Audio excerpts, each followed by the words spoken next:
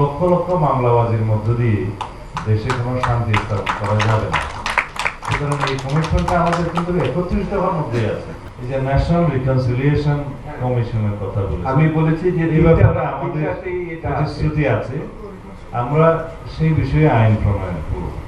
Commission কিভাবে কাজ করবে, টার্মস অফ রেফারেন্স কিভাবে হবে, কারণ লক্ষ লক্ষ মামলাবাজির মধ্য দিয়ে দেশে কোনো শান্তি স্থাপন করা যাবে না। সুতরাং এই কমিশনটা আমাদের কিন্তু 31 দফার মধ্যেই আছে। এমন না যে এটা আমরা 5ই আগস্টের পরে নিয়েছি। 31 দফা যখন আমরা প্রণয়ন করেছি তখন আমরা ধারণা করেছি এই ফেসিবাদের পতন হবে একদিন, হলে কি কি নৈরাজ্যের সৃষ্টি হতে পারে, কত হিংসা প্রতিহিংসার সিনারি দেখতে হতে পারে, তখনই আমরা চিন্তা করেছি, তখনই আমি আমার মতো একজন অযোগ্য লোকের হাতে 31 দফা প্রণয়ন হয়েছে। তা আমি তখনই চিন্তা করেছি আমাদের এই রিকনসিলিয়েশন কমিশনটা আমাদেরকে রাখতে হবে, এবং সেই সময় আমরা সাউথ আফ্রিকার উদাহরণটা মাথায় রেখেছিলাম।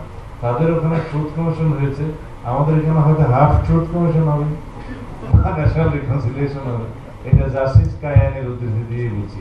অনেক সময় আমরা ট্রুথ বলে হয়তো এটা it might become later on half truth, অথবা যাই হোক আমরা যদি হাফ ট্রুথও বাস্তবায়ন করতে পারি কম হবে না।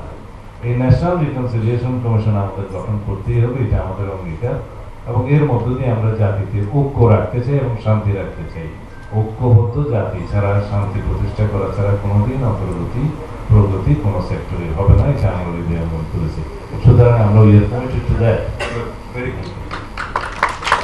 আপনাদের